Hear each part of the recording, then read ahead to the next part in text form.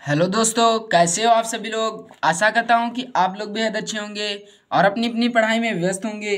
दोस्तों, मैं हूँ वीके जीनियस और आप सभी का टीचिंग मस्ती में दिल खोल के स्वागत करता हूँ। दोस्तों, आज के इस वीडियो में हम पढ़ने वाले हैं कि बोर्ड में बिना पढ़े 400 मार्क्स कैसे लाएं या 80% कैसे लाएं।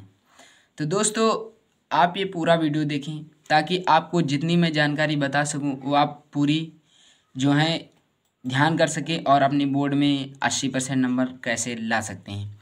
तो उससे पहले एक मोटिवेशनल कोट्स कि ना पूछो कि तुम्हारी मंजिल कहाँ है, कि ना पूछो कि तुम्हारी मंजिल कहाँ है, ना पूछो कि तुम्हारा इरादा कहाँ है।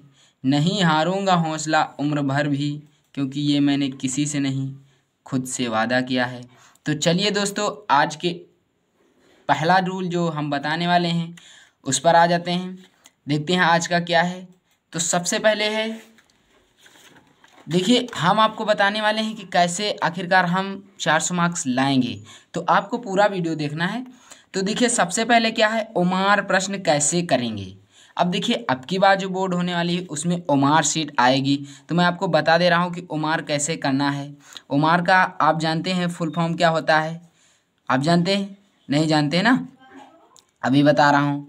देखिए अब देखिए एक मान लीजिए ओमार शीट दिया है, ठीक है, और उसमें गोला भरना ए 2 3,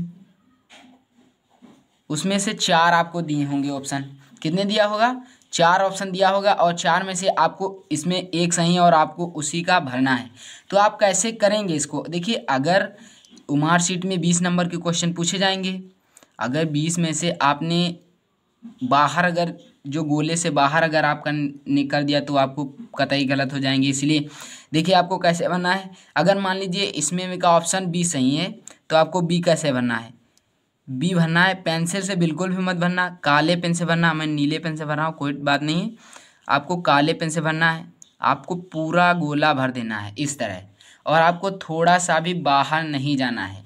अगर आप बाहर जाते हैं तो आपका क्वेश्चन गलत हो सकता है, इसी वजह आप बाहर मत जाना। तो आपको इसी तरह ऑब्जेक्टिव मतलब ओमार शीट वाले क्वेश्चन करने हैं। तो देखते हैं दूसरा क्या है, बिना पढ़े कॉपी कैसे लिखें। बिना पढ़े कॉपी कैसे लिखेंगे? तो आपको मतलब ये बिना पढ़े मतलब पेपर आपको पढ़ना है, कॉपी मतलब जैसे घर पे आपने नहीं पढ़ा है तो कॉपी कैसे लिखेंगे। तो देखिए सबसे पहले आपको अच्छी राइटिंग आनी चाहिए। आपकी हैंड राइटिंग बहुत मायने रखती है, क्योंकि जो बोर्ड होता है, बोर्ड वाले एग्जामिनर होते हैं, वो क्या करते हैं कि वो जो सुंदर और सफ़ा लिखा होता है उसी को ज़्यादा मार्क्स देते हैं। इसी वजह से आपको सबसे पहले राइटिंग सुधार लेनी है, फिर बिना पढ़े कॉपी कैसे लिखेंगे, आपको नंबर मार्क्स मिल सकते हैं। देखिए मान लीजिए 20 शब्दों का क्या लिखा है, क्वेश्चन लिखा है, 20 शब्दों का क्वेश्चन लिखा है, ठीक है, और ये है किसमें, लघु में है। तो मान लीजिए आपको 50 शब्द लिखना है।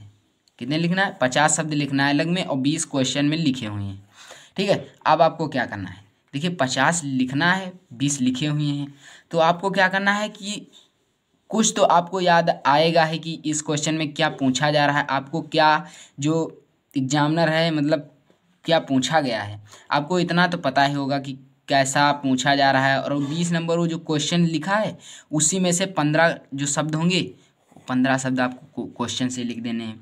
और देखिए आपको फिर से क्या करना है कि 10-20 प्रश्न जो है मतलब शब्द जो हैं वो अपनी तरह से लिखना है। वो पढ़े पढ़े हो या ना पढ़े हो आप लिख सकते हैं, ठीक है। आपको 20 शब्द इधर लिखना है, 20-15 शब्द इधर लिखना है, 20-15 क्वेश्चन से लिख लेना है, यानी कि टोटल आपके हो जाएंगे 30 से 35 हो जाएंगे।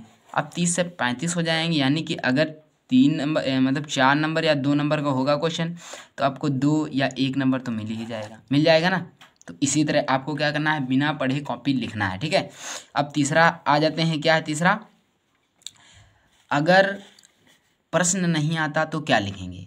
अगर प्रश्न भी नहीं आता है तो आपको क्या लिखना है। प्रश्न जैसे मैंने आपको पहले इसमें बता दिया है कि बिना पढ़े जो कॉपी कैसे लिखेंगे, उसी तरह आपको अगर प्रश्न नहीं आता है वो तो आंसर उसका कैसे लिखेंगे। देखिए अगर प्रश्न नहीं आता है तो पहले आप तो वही प्रश्न लिखेंगे, प्रश्न में जो कुछ लिखा होगा उसे आप थोड़ा सा उससे ले सकते हैं, थोड़ा सा आप उससे ले लेंगे। फिर क्या करेंगे, जब आप थोड़ा सा उससे ले लेंगे तो थोड़ा सा तो आपको याद आएगा है कि कैसे सर ने पढ़ाया था, ये है वो है, मतलब आपको थोड़ा बहुत तो याद आ जाएगा। और आपको क्या करना है कि अगर 30 शब्दों का पूछा है तो उसमें आपको 30 शब्दों का पूछा है तो 15 से 20 शब्द लिखने हैं। अगर इतनी आप लिख देते हो, अगर आपकी राइटिंग अच्छी होती है तो क्या करेगा एग्जामिनर, सोचेगा कि बच्चे को ज़्यादा नहीं लेकिन आता है, इसी वजह से आपको मार्क्स दे देगा और आपके परसेंटेज थोड़े बड़े होंगे। इसीलिए मैं कहता हूँ कि आपको कॉपी जब आप पेपर देने जाएं तो अगर आपको कुछ भी नहीं आ रहा है तब भी सारे क्वेश्चन क्या करना है, सॉल्व करना है, आपको सारे क्वेश्चन सॉल्व करना है। क्योंकि अगर आप सारे क्वेश्चन सॉल्व करते हैं तो क्या होता है कि अगर कुछ भी थोड़ा थोड़ा, अगर मान लीजिए आपने 10 क्वेश्चन छोड़ दिए, ठीक है, और अगर आप वही 10 क्वेश्चन कर देते, 10 क्वेश्चन आपने छोड़ दिए, मतलब इसमें आपको 0 मार्क्स मिलेंगे। कितने मिलेंगे, 0 मार्क्स मिलेंगे। और इधर अगर आपने 10 क्वेश्चन किए तो अगर आपने 10 में से थोड़ा थोड़ा भी लिखा होगा तो अगर एग्जामिनर एक एक नंबर भी दे देगा तब भी आपको 10 नंबर हो जाएंगे ना। और ये देखिए, अगर आपने एक भी नहीं किया होगा तो आपको 0 मिलेगा। अगर आप 10 क्वेश्चन थोड़ा थोड़ा ही कर देते हैं, कुछ भी लिख देते हैं अच्छी राइटिंग में, तो आपको 10 नंबर दे देगा एग्जामिनर, तो ये 10 नंबर बढ़ जाएंगे ना। इससे फ़ायदा है कि आप पूरी कॉपी लिखिए, ना कि छोड़िए, ठीक है। अब दूसरा जो तीसरा है क्या है, ओमार प्रश्न में तुक्का कैसे मारें। अब देखिए, अब सबसे इम्पोर्टेंट बात आती है कि ओमार प्रश्न में तुक्का कैसे मारे भैया। ओमार प्रश्न में देखिए, अक्सर क्या होता है कि ओमार प्रश्न सबको आते नहीं होंगे, और आते नहीं होंगे तो उनको हम कैसे सॉल्व करते हैं, तो मैं आपको बता रहा हूँ कि कैसे ओमार शीट में तुक्का मारेंगे। मान लीजिए 20 क्वेश्चन हैं, 20 क्वेश्चन आपके पूछे गए हैं, ठीक है। अब उसमें में से कुछ भी नहीं आता, मतलब मान लीजिए कि 20 में से 2-4 आते हैं, तो जो 2-4 आते हैं उसे आप पहले सॉल्व कर लीजिए, ठीक है। 2-4 आपको प्रश्न आते हैं उसे सबसे पहले सॉल्व कर लीजिए। अब देखिए कितने बचे हैं, मान लीजिए आपके 18 बचे हैं क्वेश्चन, या 17 बचे हैं, कुछ भी बचे हों। अब आपको क्या करना है, आपको ध्यान देखना है कि थोड़ा थोड़ा सब पहले पढ़ लेना है। आपको कुछ भी सही आ रहा, मतलब लग रहा है, नहीं लग रहा है कि इसमें मैं नहीं बता पाऊँगा, तो क्या करना है, इस जो ट्रिक्स मैं बताने वाला हूँ, 18 में से शायद 7-8 क्वेश्चन सही हो सकते हैं या ज़्यादा भी क्या हो सकते हैं। आपको देखना है कि 18 क्वेश्चन में एक ही ऑप्शन लगाना है, जैसे ए है, बी है, सी है, डी है, ये 4 ऑप्शन, फिर ए बी सी डी दिया है, उसी तरह ए बी सी दिया है। मान लीजिए इस तरह दिया है, आपको भरना है ना गोला, तो आपको क्या करना है, अगर आप ए भर रहे हैं, ये मैं बता रहा हूँ, इससे आपको सही गारंटी के साथ कह सकता हूँ कुछ क्वेश्चन तो सही हो ही जाएंगे। अब देखिए ए सब में क्या करना है, जितने क्वेश्चन आपको छोड़े हैं, मतलब वो नहीं आते हैं, उनमें क्या करना है, आपको एक ही सेम, अगर ए भर रहे हैं तो ए सब में भर देना, बी भर रहे हैं तो बी सब में भर देना, सी भर रहे हैं तो सी सब में भर देना, डी भर रहे हैं तो डी सब में भर देना। पूरे क्वेश्चन में एक ही भरते चले जाना। इससे क्या होगा कि मान लीजिए अगर 18 क्वेश्चन है तो ऐसा नहीं होगा कि 18 क्वेश्चन में ए ऑप्शन सही ही ना हो, उसमें ए भी सही होगा, बी भी सही होगा, सी भी सही होगा, डी भी सही होगा। तो आपको क्या करना है, अगर आप 18 में से 6-7 क्वेश्चन क्या कर रहे हैं, 18 में से 6-7 क्वेश्चन अगर आप लाना चाह रहे हैं तो आप, मैं यही बता रहा हूँ कि यही करना। अगर 18 में से क्वेश्चन है तो उसमें से ए भरना है, तो ए पूरे 18 में ए भर देना।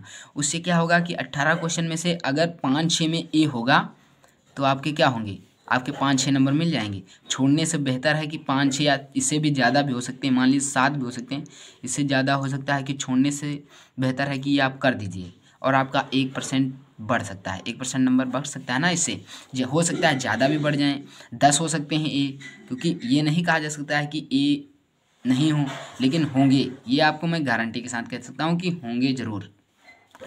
अब बात कर लेता हूँ मैं चौथे की। अब इतना तो आप लोगों को समझ में आ ही गया होगा।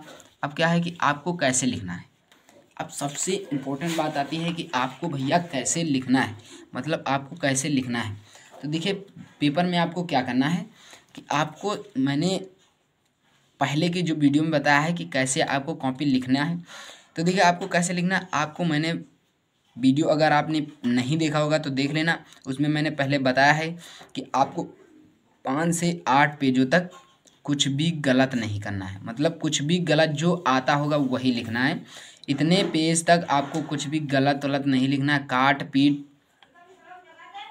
पीट मत करना, काट वाट मत करना, गलत क्वेश्चन मत लिखना, कुछ भी मतलब गलत नहीं लिखना है आपको, ताकि आप जैसे बोर्ड में जो एग्जामिनर चेक कर रहा होगा वो देखे और आपको नंबर दे दे, क्योंकि first impression is the last impression, मैं हर बार यही बताता हूँ। इसलिए आपको 5 पेजों तक कुछ भी गलत नहीं लिखना है। अगर आप गलत लिखते हैं तो आपके प्रति जो पाठक होगा, गलत जो निगेटिव फीलिंग आएगी उससे आपके मार्क्स कट सकते हैं। इसीलिए आपको 5 पेजों तक कुछ भी गलत नहीं लिखना है। तो देखिए आप कर लेते हैं, अगर आपने इसी तरह से पेपर किया तो आपके 80% या 400 मार्क्स आ जाएंगे और आपको ये भगवान भी नहीं रोक सकते हैं।